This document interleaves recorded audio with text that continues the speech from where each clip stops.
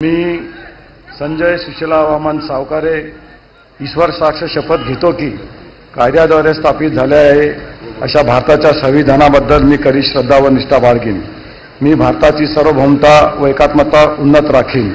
मी महाराष्ट्र राज्याचा मंत्री म्हणून माझे कामे निष्ठापूर्वक व सत्सदविधीने पार पाडीन आणि संविधान व कायदा यानुसार सर्व दरीच्या लोकांना मी निर्भयपणे व निपक्षपातीपणे तसेच कोणाच्याही विषयी ममत्वभाव किंवा आकस न बाळगता न्याय वागणूक देईन।